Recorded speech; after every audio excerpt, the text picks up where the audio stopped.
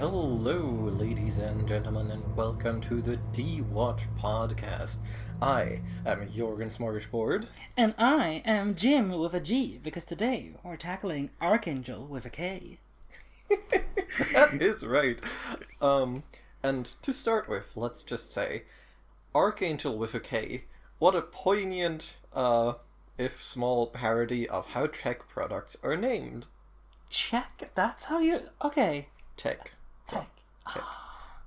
Like, you know. I was somewhere very different than where you were, it seems. The nation of Czechia is out of the woods for now. Especially after they renamed themselves from the Czech Republic, because that was a dumb name, comparatively. No offense. I'm kind of nostalgic for it. Editing Jorgen here.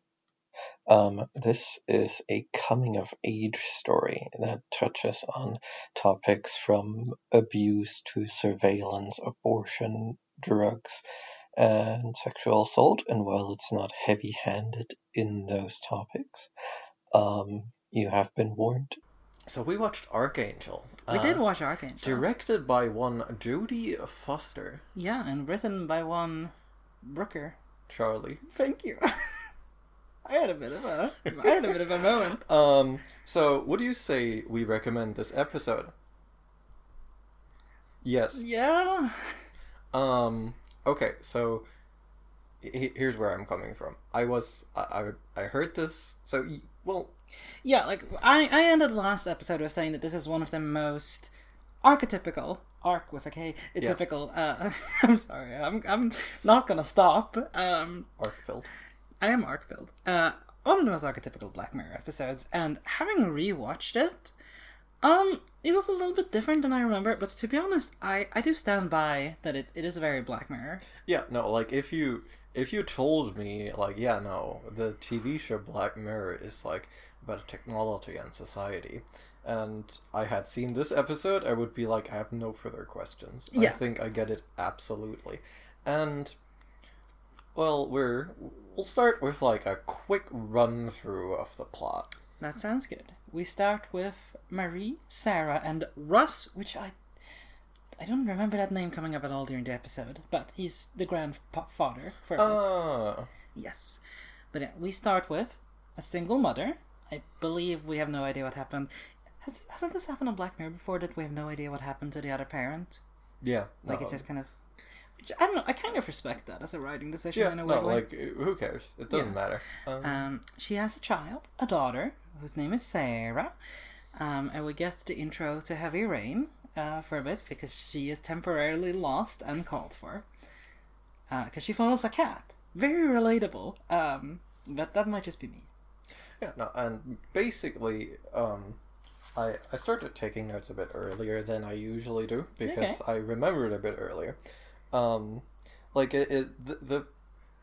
The episode is sort of building up early, like, a little bit of fear, right, about the child, and it's like, and this leads to the mother's fateful decisions to opt into the free trial for Arkangel, a brain chip that lets you fucking surveil your child completely. Yeah, like, just straight up hack into their optical cord. It's honestly pretty sick tech.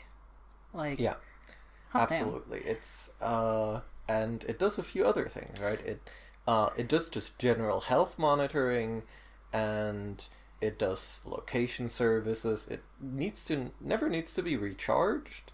It has straight up, like, good GPS. Yeah, very good. That takes no time to load, and it has a censoring function to be like, we've got a cortisol spike here. Let's censor that blood with a vague blur that looks like the shields from David Lynch's Dune. Okay, fascinating. I have not seen Dune. I'm glad we get that detail. Or maybe I'm thinking of the TV show. I think it's not pertinent. I do think, like, here's an interesting structure to just go forward, right? Because there's 3 steps to what it does. It does completely normal things that actually exist, like the GPS tracking and like checking blood levels. I mean, that's decently impressive, but it's still, like, within reason. Yeah, no, like, you can get that with, like, a Fitbit or whatever. Yeah, and then there's the looking for your child's eyes, which is like, wow, And then it also does the censoring anything bad, like sex, drugs, violence, etc. And you go, what the hell? But that's where we start. Like, to be honest, this would struck me as a weird pacing thing. I thought you would fold in the, like, censoring later when you're just like, oh no, she's having too much cortisol, what should we do? And then... And like a sane person, the mother's immediately like, well, I don't want to censor what my child sees. Yeah, this is literally how you get hit by a car. Yeah, and then she gets frog boiled, and it's like, well, that's a loud dog. I'm gonna turn on the censorship forever now. And this is essentially like sort of fast tracking us through like the first stage of the plot, which is her going like, I guess this is bad. I'll turn off the censorship and retire this device. Yeah. And then the kid grows up normal style. And turns 15. Yeah. Which, we're gonna get back to that one, I think, just from my personal feelings. But she turns 15 and she starts doing sex and or having drugs. And that's bad, obviously. Yeah, and her mother there has like a little freak out, and she unretires the turbo surveillance device and is like, oh no, I have spied on my daughter having sex and saying porn lines. Which is, there's some funny cut moments here that I think some of them are meant to be funny, some of them are not, as per Black Mirror tradition. But yeah, that one is, wow, sudden. But yeah, and she just, at this point, there isn't really a section of like, oh, should I do this again? Isn't this breaking my child's privacy? She goes for it. Well, hold on, right? Because what happens here specifically is that she's like, oh no, I've seen my child having sex. I shouldn't be doing this. And then she, I guess we're sort of meant to infer an internal negotiation to just tracking location. Mm-hmm. And also starting to keep the device on her again at all times. Yeah. To then later receive a narcotics alert, which, because her child is doing a fat line of coke. Yes. That in a fun turn of events, the daughter has like more or less pressed out of her boyfriend, who is an extremely reluctant party to this, despite being a coke dealer, and as a result, the mom is like just straight up like threatens and blackmails the boyfriend to ditch her daughter, which isn't actually a plot that goes anywhere, like nominally speaking. Because I think it's an important like stepping stone but here. It's not like mechanically crucial, because the thing that actually gets us over the emotional edge here. Yeah, the thing that actually like enters into the final act of the episode is, there's a weird pill being crushed into the daughter's morning smoothie, and after throwing up in school, she realizes that her mother has given her a secret emergency pregnancy prevention pill, after which she ransacks the house, finds the pill case, like, box and the surveillance device, waits for her mother to come home, bashes her a bit with the tablet. A bit, yeah. And then just fucks off. Yeah. And that's the episode. That's the episode. Honestly, like, we were discussing a little bit what sort of summaries we should do here, and, like, weirdly enough, I feel like that's it, right? Like, there's details in that story, but I don't know if we need to delve into the details in more than a passing sense, in a weird way. Yeah, no, like, there's a lot of, like, interesting, like, tidbits that are, like, sort of, because I think the mechanics of this episode are, like, intermittently quite interesting, but we've had a bit of a talk before this episode, and we were like, we've been trending to make longer and longer episodes. We've been having issues. So, to focus us, I'm just gonna say what I think the episode is about. Yeah. Do you want to do a countdown? Because I feel like there are two words here that are extremely obvious. Right? I don't have a single word, actually. I have like a then phrase. Just hit it. Yeah, no. So what I think the episode is about, in like underneath it all, is the impotent desire to protect your children from having to live in reality. Yes. I was going to say helicopter parenting is the phrase that, like, is most obvious. But it is obviously taken to an extreme as... I mean, that's not a criticism of Black Mirror. I know I am prone to those, but that's what sci-fi and fantasy is supposed to bring out, right? Like, these are societal things. You magnify them to really look at them more closely. And to me, like, it is, I think, interesting how we... Like, so I've read a little bit of the Wikipedia page, and this episode gets a lot of flack for being very simplistic in its form of messaging. And I think that's not unfair. Like, there's never a point where we go, is this good? No, like, the moment we are introduced to the Arkangel device, we go, yeah, okay, this is bad. Like, very, very clearly. No, like, the signaling is in there. But I do think it's interesting how we really get a look into, like, the psychological mechanisms of anxiety and control and being drawn into safety behaviors. Yes. Like, it's a parable, right? Yeah. At the end of the day, because to check off one of our usual, like, what is happening in this episode boxes, like, we're not interested in this technology on its own terms, right? This technology is kind of a stand-in for... Yeah, it's on the face ridiculous. Yeah, no, it's on the face ridiculous. It, like it would just, like, they have, like, a bit of a brief line where it's like, well, it's banned in the EU and they're kind of shutting it down anyway. But then, like, what appears to be, like, 7 years later, the mom just, like, plugs it in, which, like, first of all, interesting that your charger still fits. But maybe that's, like, sort of born of the current moment, and we will have fitting chargers going forward. But, like, the technology just fucking works. Like, it's not buggy, it's interoperable. Yeah. Like, this shit should be, like, buggy as shit, brick to hell, like, no longer supported. Like, there's, like, absolutely no interest in the machinations of no longer supported tech products, which is fine. Yeah, it's fine. And yet, despite all of that, this is not the least magical tech we see on Black Mirror as far as, like, shouldn't there be practical consumption of this, right? Like, the main point you can obviously make here, and I'll just make this, and then I think we can shut it down, is every child with this would get hit by a car in a week. Like, just... Purely, obviously, the idea they have in the episode is, cortisol goes up, you'll blur out the thing that makes you cortisol. This gets you killed. This is why we have stress. This is why we have fight and flight. No, like, fundamentally, like, this is sort of the way we...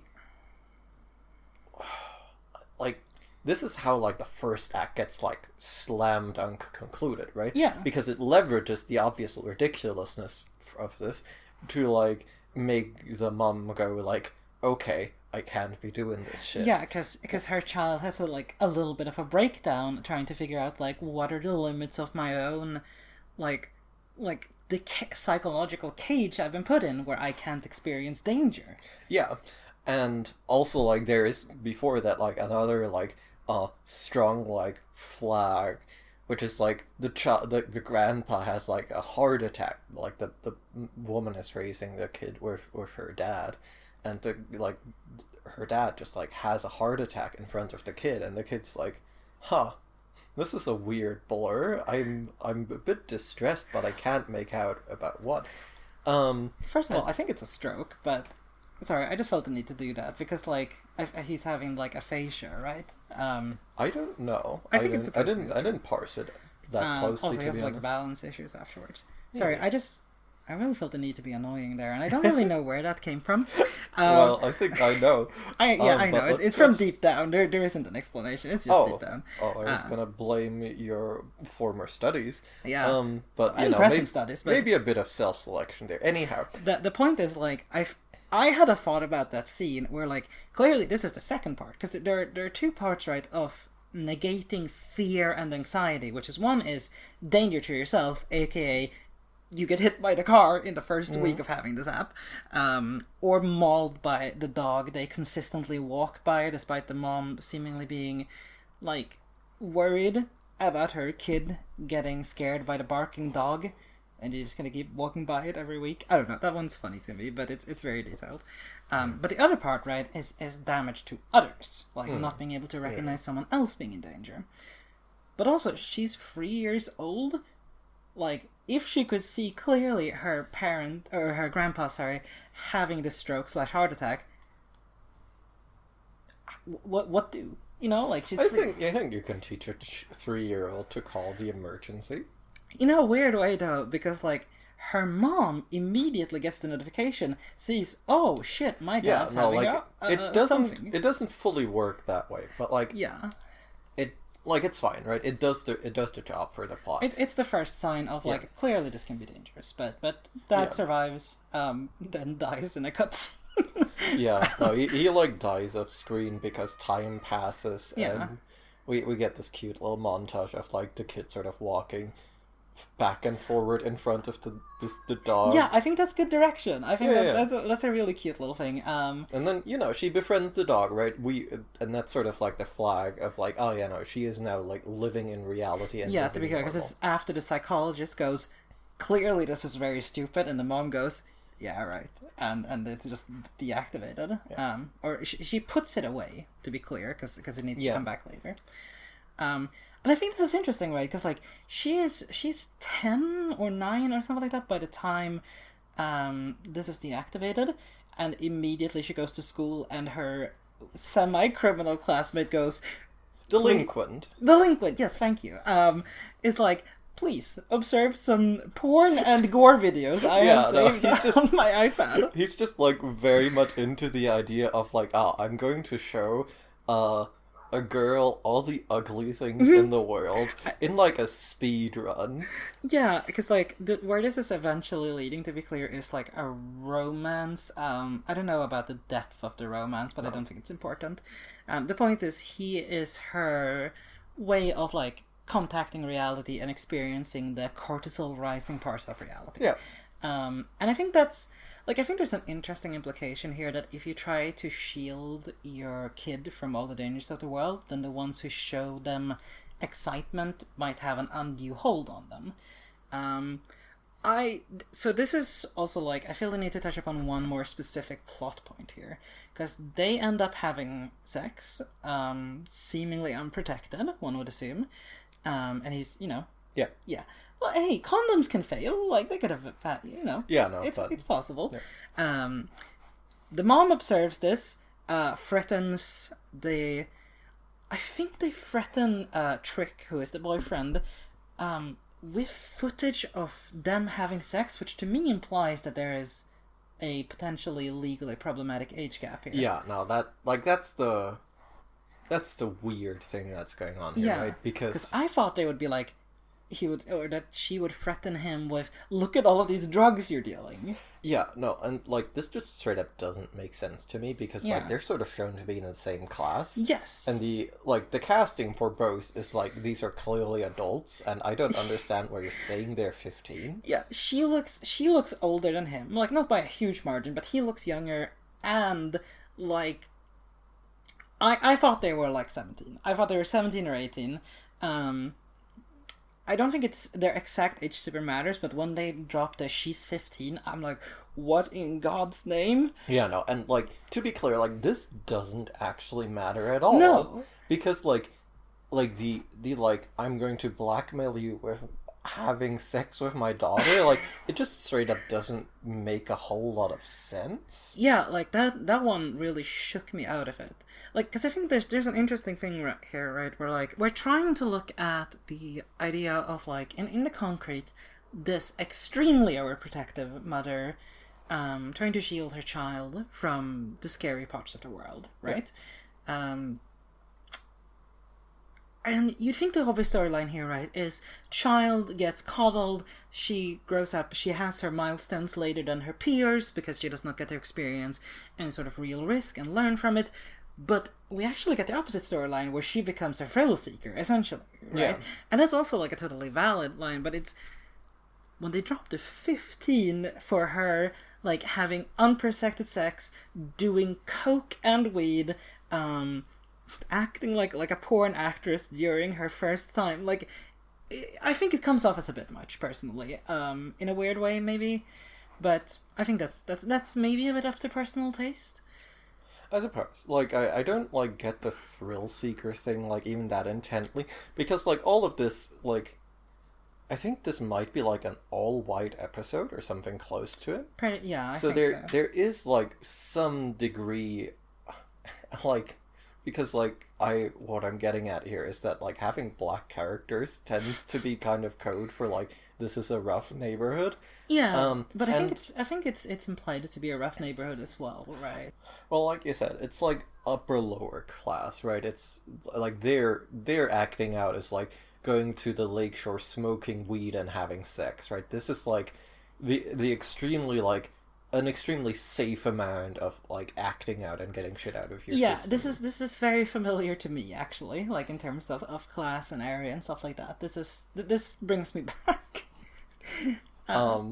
Personally, absolutely not. Okay. But yeah, no, like it's an absolutely like safe amount of acting out, right? Like it's fine. So like we're never given the understanding that like there's a lot of threat at play here. Yeah, like this is also the thing that really strikes me, because if we're looking at the timeline, she gets this implant when she's 3 or 4 years old. It gets taken out when she's like 10. Well, it gets snoozed. Yeah, snoozed. Fair enough. Because they have like a line, you can't take it out, whatever. You can't take it out, which that seems like a bad thing. I feel like that probably would not get applied by an ethics. I mean, it probably got banned in all of Europe for a reason. Yeah, this episode has a very clearly American bent to it. Yeah. But yeah, like, and then she has 5 years of regenerating her psyche. Yeah, and she's fine. Yeah, she's totally fine. She befriends the dog. Like, she handles this reintroduction of cortisol to her system and danger to her psyche. And like, I think too, if we took this from like you're like a mom who's now like 70, your kid is in her 30s, looking back on, oh yeah, my kid had unprotected sex once and dabbled in drugs. It's not good, but as far as like ruining your life, no, that's fine. Like, yeah. The acting out is very subdued. Yeah, no, like we're both people who are like, was the wrong way to start, right? We're both familiar with the fact that like a fucking ton of people just like have tried drugs at some point. Like that's just like a fact of the world that we're like deeply aware of. And more people have probably tried unprotected sex at some point. Intentionally or unintentionally. But yeah, no, I to like, because we are trying to do well for time, I wanna like leap to a counterfactual here. Okay, yeah. Because where I was like thinking this episode might be going was like the big time skip. Not like, oh yeah, no, like she's 15 now, all grown up. Like, no, I was thinking like they're gonna skip to her like being 30 and like get weird with it, right? Because you can't take out the brain chip, so she's, I don't know, she becomes like an insane streamer or something, or like her mom like they get alienated and like her mom starts like living vicariously through her, or like anything, right? I love that you jumped to streamer as this like dark future. That says so much about so much.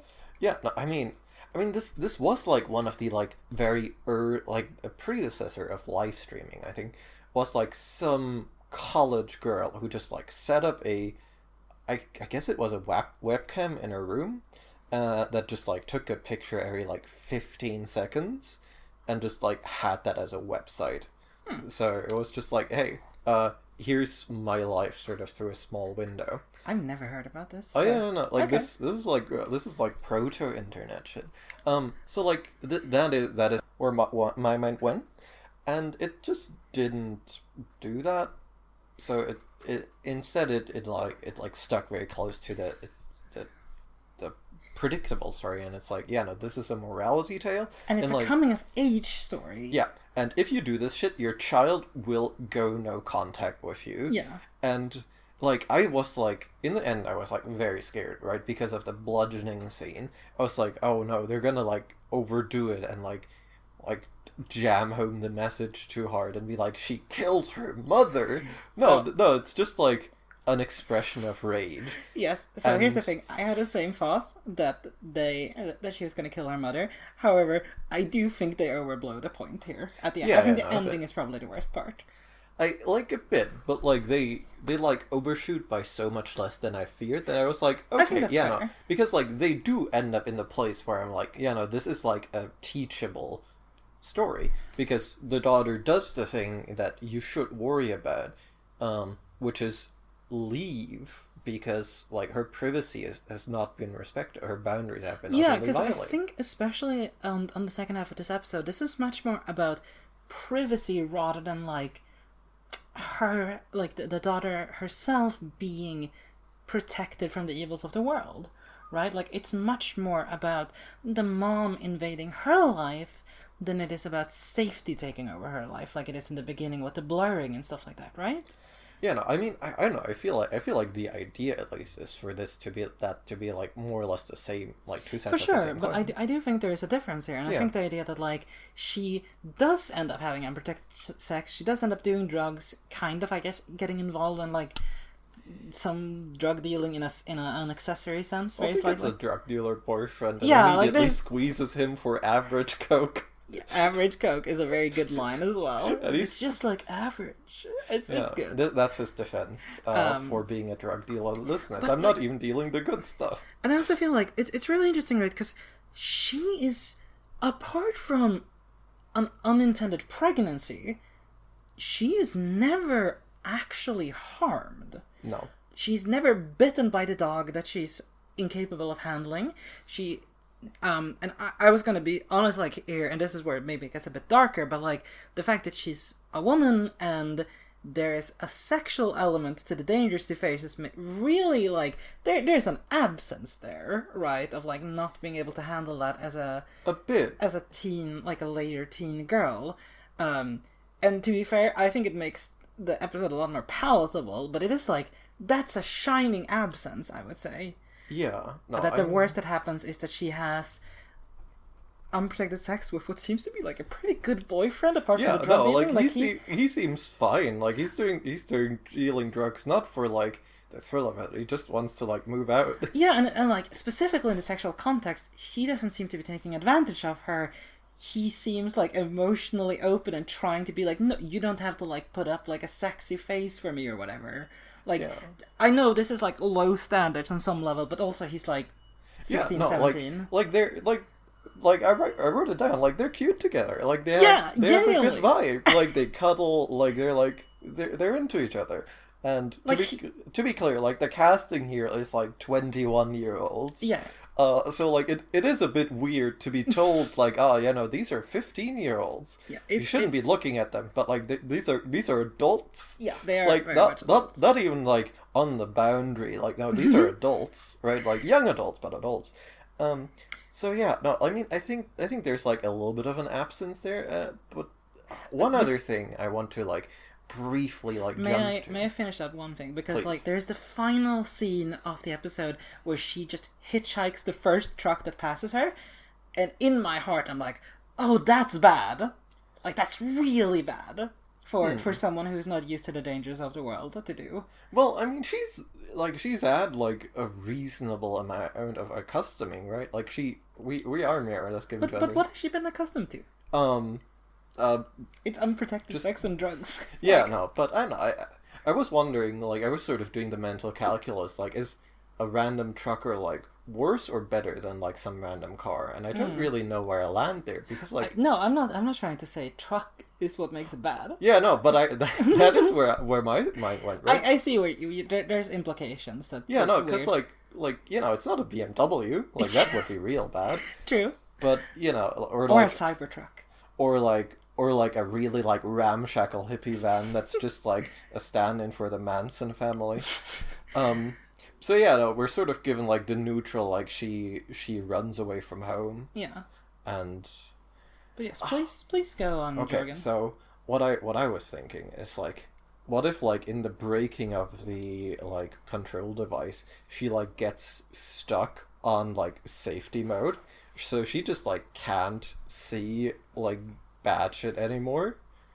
Like that would have been interesting. I could say that. Yeah, like I mean, there's like a moment where they kind of hinted at where like when she's 10, like this is right before they go to the psychologist, I believe, and she starts like self-harming so she can see blood, but she can't, and that's like you know, there's an obvious, like, oh, yeah, like, she's gonna become, like, a Cenobite-style freak when she grows up, right? Like, she's gonna be, like, chasing those highs, trying to, like, see something.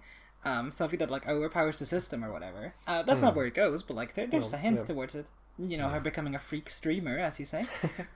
Yeah, no, like, I know, it does just go, like, the straightest line towards, like, Black Mirror ending. And, like, it sticks the landing reasonably well. It does it? I mean, I think so, right? It ends the parable in a, like, coherent manner. Okay, like, I guess this is where I'm gonna dive into the rant, and we'll see if you follow me along. 'Cause to me, this is where the episode's plot structure makes no sense to me.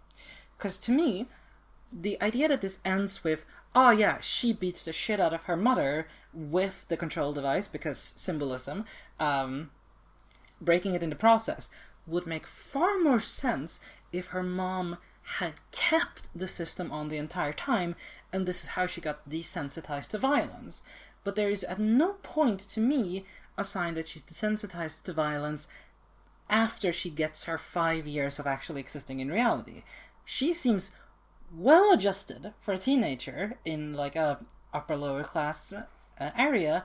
So the idea that she just, like, absolutely goes to town on her mom doesn't make narrative sense to me, because, like, there's that lacking of, like, because I feel like the implication is, like, oh, she doesn't know what she's doing because she's been censored, but, like, that's not true. That hasn't been true for 5 years. Of, like, a very formative period of where you start exploring more risque things. Okay, so, like, here's the thing about that scene. Mm-hmm. Like, I cannot parse it. Right? Okay. Because, like, the scene, like, as it actually, like, to be very specific, is, like, the daughter is, like, basically ambushing the mother, like, hey, I found all your shit that you've been doing, and the, like,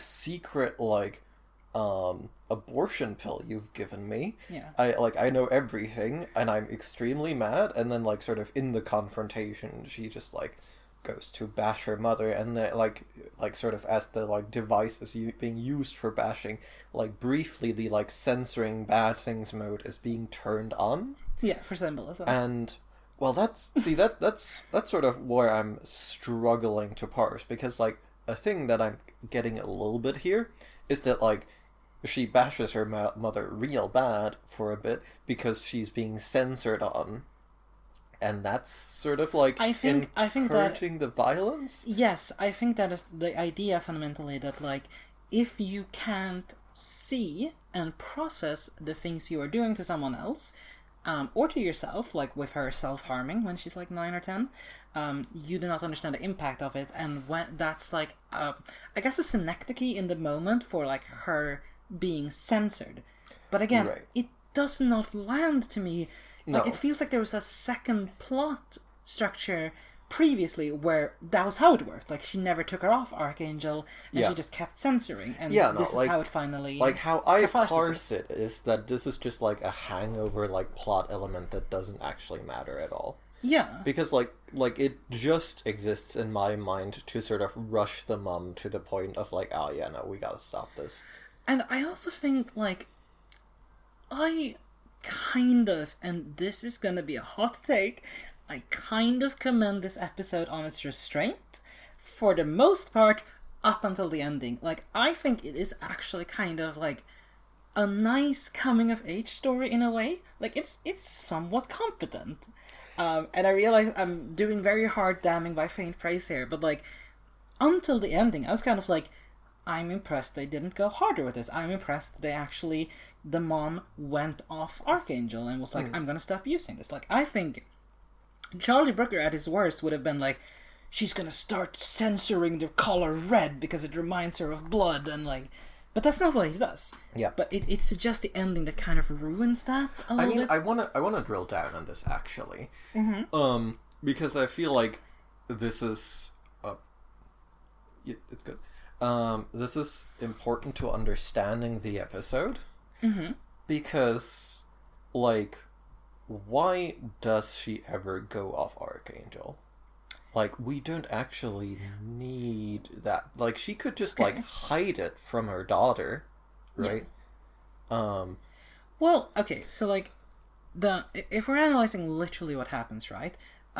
She, like, the daughter starts self-harming after being influenced by, like, seeing her peers at school clearly having more experience with violence, with, I guess, sex to some extent, but, like, only in porn, and stuff like that. And she's like, I can't see this, I need to, like, limit test, like, can I find how to see this? And she can't, and she harms herself in the process. Yeah.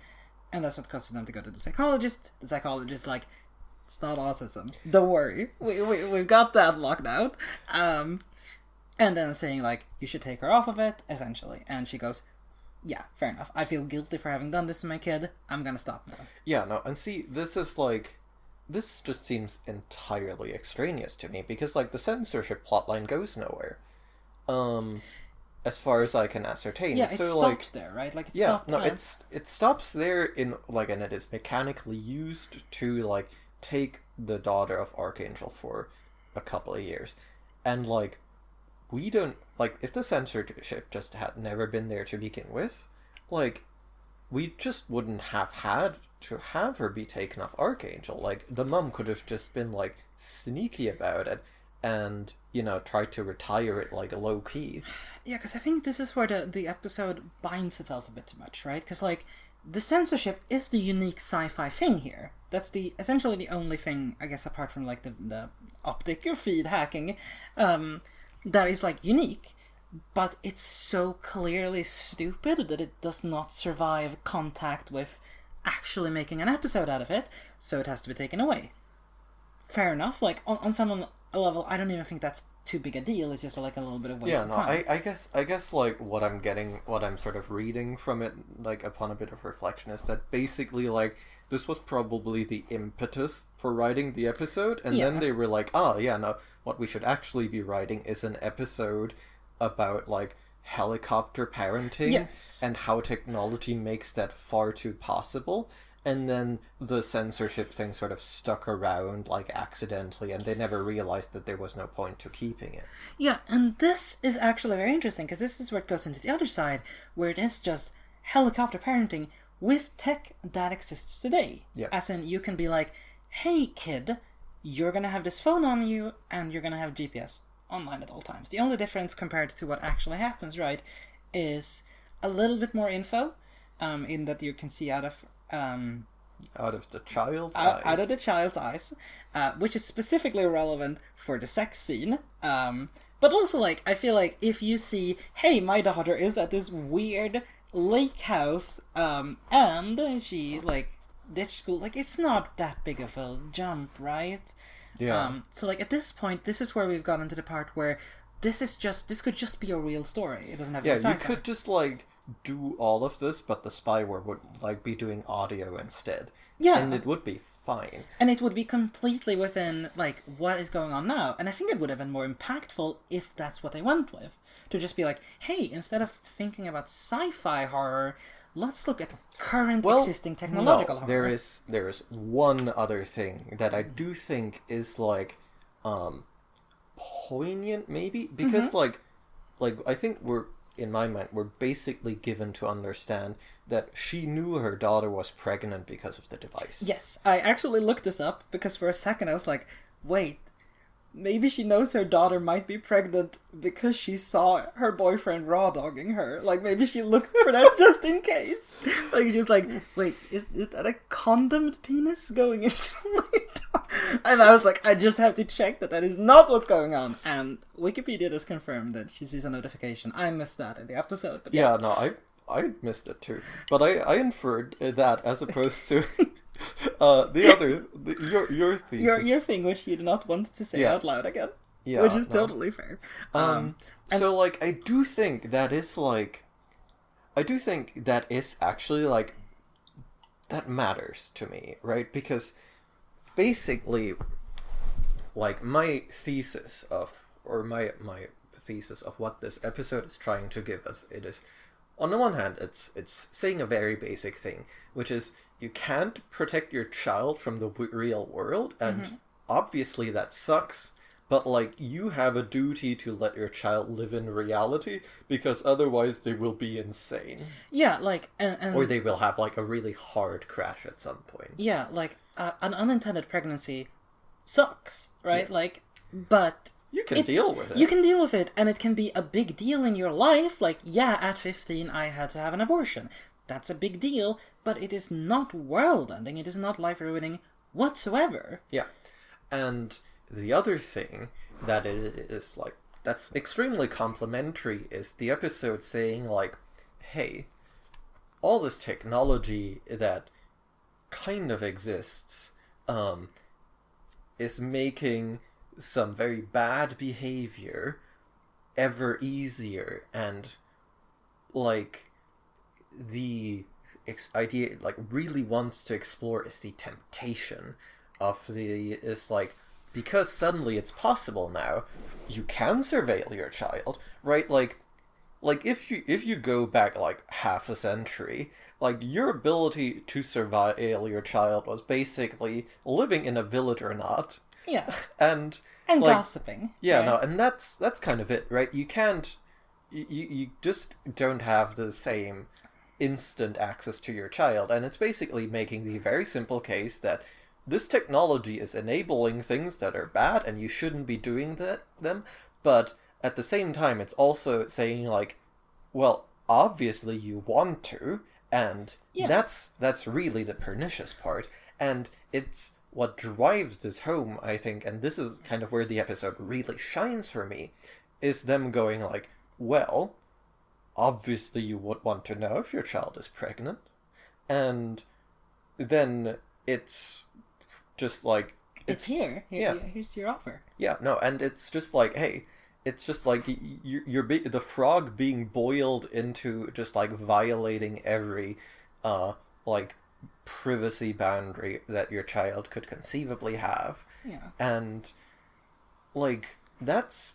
And, you know, in the end, like, the child is like, I am out forever and you will never hear from me again. Yeah.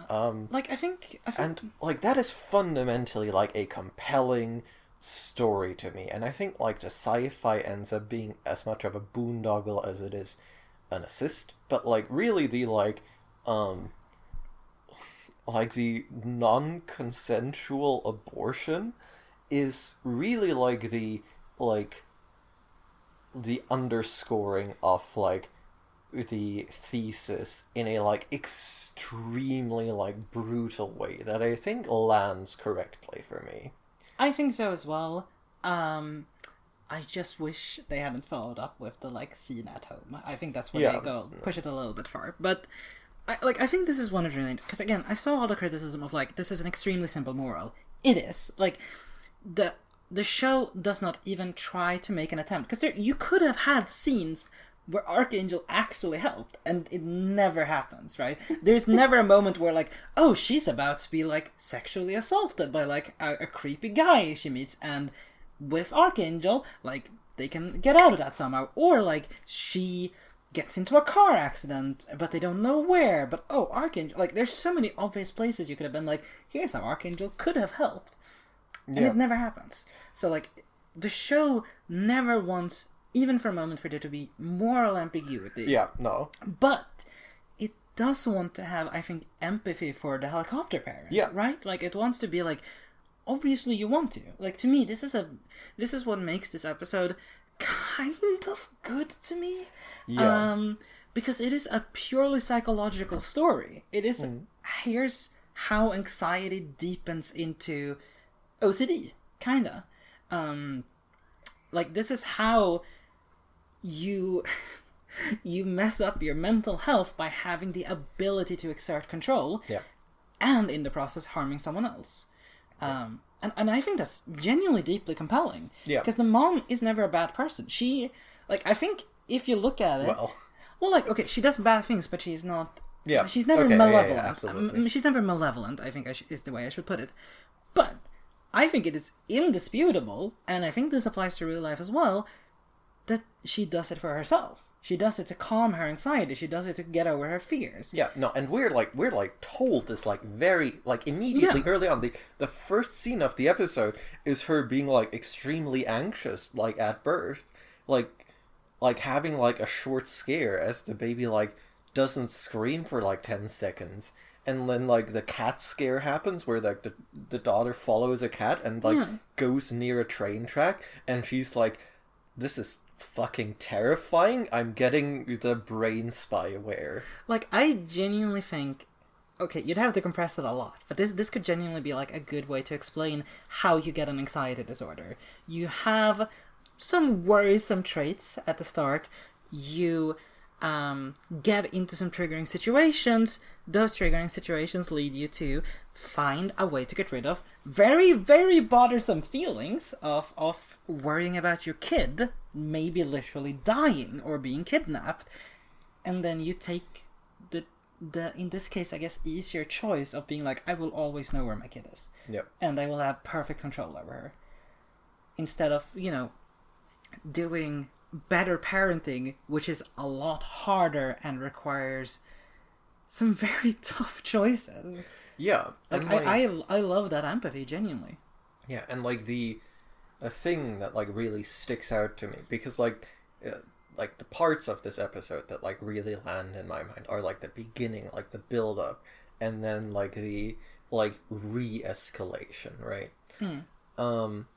And it's like what is core to the problem arising is like the technology being there, right? This story, like, even though the technology is like absurd on the face of it, is deeply interested in technology as something that creates ways for us to be worse people. Yeah, like there are so many, and like, I apologize if this is going too much into just like pure psychology, but this reflects I don't know about anxiety, but like, we have seen that when you have the ability to count every calorie you consume, a lot easier to get an eating disorder. Yeah, like if you have ways to stay inside of your home permanently, it's a lot easier to get trapped in a depressive spiral. Like, this touches on genuine current technology. Like, I do think they fumble parts of the plot here and there, and like the choices they make of what to put in. But this, I think, is one of the most... Yeah, this is absolutely. Black Mirror doing what it's supposed to do. And like it has some like really strong moments, because like one thing that I'm sort of like, I'm someone who listens to podcasts about technology, and one of the things that I'm sort of like, not personally actually, because I'm not into this stuff, but I'm deeply peripherally aware of, is health tech. Because like the pitch with like the sort of like Apple watches and whatever, like the phone watches and like Fitbit style stuff, and also now like the health ring monitor thingamabobs. Like, it's just a ring that monitors what your finger, like your health, I guess. Like, the thing all of these do is just like give you a ton of information about your body without like, which you can freak out about. Yeah, constantly. no, and it doesn't, and like they give you more information than even they can like make any case as useful. They're just like, hey, here's a stat. What does it mean? We're not sure, but we can record it now, so you have access to it, because yeah, like, and 100 years ago, like, if you're like, ooh, my blood pressure feels a bit high, you know what your choice is? Live with it, or maybe you're getting a heart attack and you die, but like, those are the choices. Like, no, you're forgetting about choice number 3, leeches. I said 100 years ago, so I really like your conception of medical science and the timeline there, but yes. 1924 was absolutely still leech time. Are you kidding? I feel like we need to ask a different podcast about this.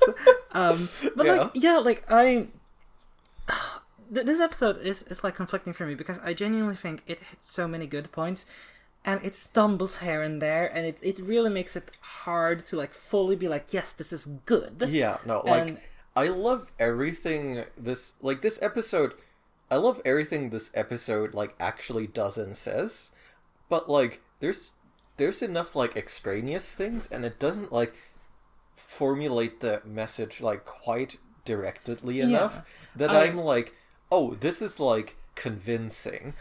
Yeah, because it's not convincing, I don't think. No, like it's interested. It's interested in the way that these things like poison you by giving you things you shouldn't be able to and that are just bad, and it is trying to make that point, and it does kind of make it, but I don't think it really drives it home. Yeah, I think the driving it home is the big part that's missing for me, because like you can say like clearly you shouldn't get into this level of need for control, but like it examines the issue, it just doesn't examine any sort of like further like what happens after, like how do you not do this, like what is the alternative, because like Arkangel is in the lore of Black Mirror, it is pulled, like it is removed. Yeah. It just happens that like it has left a mark on like this and assumedly other experimental children, but like fundamentally like that's not how technology works here, right? We are just getting more and more ways to control and freak out about ourselves. Yeah, no, like I think this episode does end up being another case of like fleeing into hyperbole. A little bit, yeah. A lot, I want to say. And I think the ending is what really drives home the like, oh, this is the lost opportunity. Oh, I didn't think so at all, actually. I think, like, it is, like, at the core, right? Because, like, sure, the, like, Arkangel is pulled and forbidden and whatever, right? Like, it kind of makes sense, but, like, I'm like, oh, maybe that's a bit optimistic, like, right? Yeah. Because, like, I'm, like, ever so peripherally aware of, like, insane parent shit, and I don't know, I have, like, some, like, dark premonition that this kind of shit would just, like, take hold of, I want to say, like, 30% of the US population. Yeah, like, I think also this is the one other thing that's missing, is that, like, yes, the moral is simple, and I think it's fine for it to be simple, but I do think there are points where they could have made, like, yeah, like, insane helicopter parents are occasionally gonna be right. Like, occasionally they're gonna save their kid from something bad. That's genuinely bad. Maybe. Yeah, okay, maybe I'm being optimistic there too. Yeah. But, like, the point is, I think there's more complexity to it. Like, if we extend the metaphor to, like, all of the, like, calorie calculator apps that help you get an eating disorder, also super helpful in making certain people more healthy, right? Like, and in getting yoked. And like, oh yeah, sure, gaming can lead to you getting stuck inside and becoming like a hikikomori, but also like it can be a valuable social outlet for a lot of people. So like there's that complexity that I think is missed here, because like there's never a point, again, like I think it's fine that it's not morally ambiguous, but I would have liked to see at least like one moment where the mom is completely justified.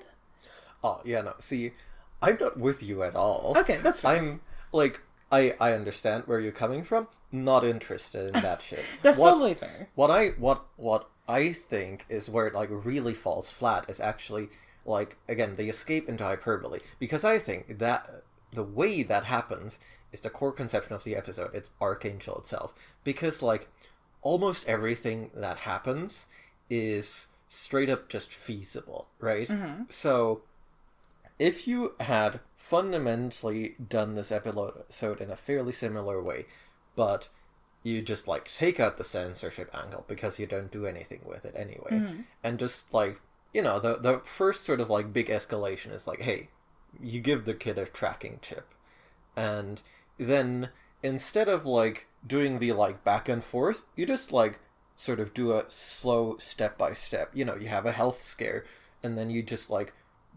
I know, you put a, like, maybe a spyware app, whatever, like, it doesn't matter, right? You just, like, keep adding more pieces to the surveillance system. Like, first it's just like, oh, her iron is a bit low, then it's like, oh, like, her blood pressure is weird, and that gets her taken to the, like, that sort of and just, like, and you still end in the same point, where the mom, like, just knows before the daughter that the daughter's pregnant, and, like, does, like, the fatal overreach.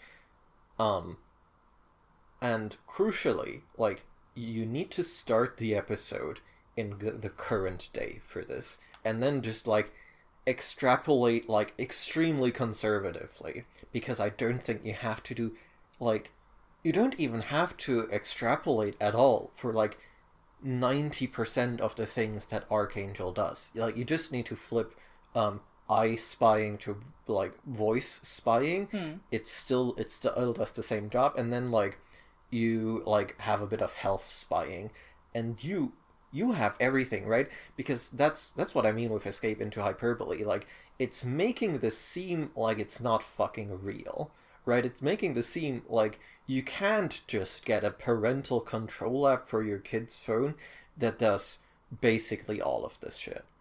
And I see what you mean. Is going to do the rest of it in like 10 years. And I think that's where this episode really flinches in my mind, because it wants to be futuristic, but the bad future it's worried about it's already here. It's too close, right? You can't be like, wouldn't this be crazy? And I don't think it works as like examining current issues through like a technology lens, because fundamentally it is too close to home to need that abstraction, so the abstraction detracts in my mind from the core point that it's trying to make. I think that's totally fair. Yeah. Man, this is a really fascinating episode. Yeah. I think in a lot of ways. Like, I think so I think next what's the next one? The next one is interesting, I will say, but like I think Arkangel is a very good like archetypical episode for Black Mirror. I think of the like later seasons, it in hindsight might be one of the best ones in terms of like sort of cinematic vision and purity in what it did. Again, it does fall eventually prey to we need to have like a big catharsis that I think is inappropriate here. Like it just doesn't work, it doesn't land to me. But like overall, yeah, I think it's good. And like, I like everything it does. It doesn't do it as well as I hope, but it I think does that's fair. good. It does great stuff. And yeah, like I think it's interesting because now with this one and the previous one, USS Callister, we've had like completely opposite opinions compared to the general consensus, which I think just shows that we are the best reviewers and have the best taste. But yeah, like I think it's interesting. It stumbles. It has some characteristic Black Mirror issues, I would say. Absolutely. But I think it is a little bit of a beacon if you take it at what it's meant to be. Yeah, no. Like if you squint a tiny bit and really see the vision and like look for what it's talking about, it's really getting into some just extremely important and sensitive things. And I know we're going to run over the hour if I get into this, but I want to get into it. Okay, sure. Because I want to dig a bit further into the protecting your children from reality point. Mm-hmm. And maybe this is just a bit of a pet peeve, but like fundamentally, right? The way we view the world for children and the way we view the world for adults is very bizarre. Because we have all these, like, demands of the world for children that are like, hey, maybe children should have food, they should have education, they should have their basic needs met. And sure, like, you can, like, there's still, like, a bit of, like, cruelty at the edges, but, like, you don't really have the same kind of, like, brutal shit like being directed to children as it is directed towards adults quite the same way. And we like even with internet regulation, right, it's like, hey, maybe like it always starts with protecting children, and in some ways I think that's quite bad, right, because it de-nuances the conversations. But in other ways I do think fundamentally, like, think of the children, I think has like a tiny visionary edge also, because just like it contained within it, along with like all the like cynical shit, is also like, hey, what if like we took for granted that people should be like looked after and taken care of? So like in my mind we've built like a little communism for in the world that like lasts till you're like 16 maybe. Okay. Because we see the world and we're like, well, we can't subject children to this, and we don't. And I don't know, it always strikes me, and I guess I am sort of veering away a bit from the episode here, but it always strikes me that, like, once people are adults, we're like, well, you'll have to deal with it now, though. You're no longer a child. And, like, what sort of, like, I don't know, what I'm sort of stuck on is, like, the extreme, like, myopia of, like, trying to protect your child from the world instead of trying to have a world that is better for your child. And I don't think the episode cares about that much, because it's not its focus, and that's fine. No, I think that would be too utopian to really look at. No. But, like, that is just, like, a thought, like, a flag I want to plant here, right? That, like, if you actually give a shit about the children, like, make the world suck less for them, also when they're, like, growing out of being kids. I see what you mean. I think, like, that does stray a bit from what, like, this episode discusses at the end of the day, because I think the alternative isn't really fix the world. That's a very big project, so much as it is like, hey, like, you can be there for your kids as they explore the world and get hurt in the process, and comfort them, like, to be the safe harbor. But yeah, like, I don't know, I think I was pleasantly surprised by this episode, honestly. I remembered it being way worse, because I think, in my head, this episode pretty much was that final scene of the daughter beating up the mother, and I was like, man, that was so bad.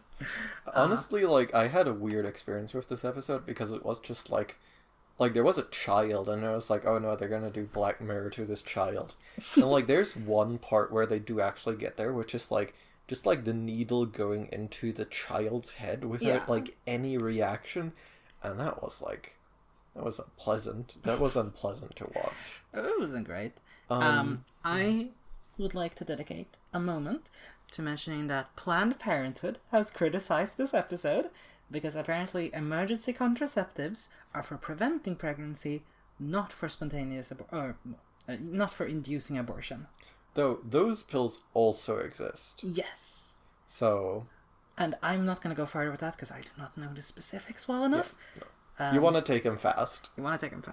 And this seems a little bit different. Next time, we're going to Crocodile. Apparently, inspired by Nordic noir. Well, dear listeners, we will be seeing all of you in Crocodilopolis. And thank you for tuning in. You can't just throw that in without context. Yes, we can. Inside joke on the podcast. Yes, we can. Oh my god. Yes. Crocodile time. Next time. Tune in. Thank you Praise for listening. Sobek.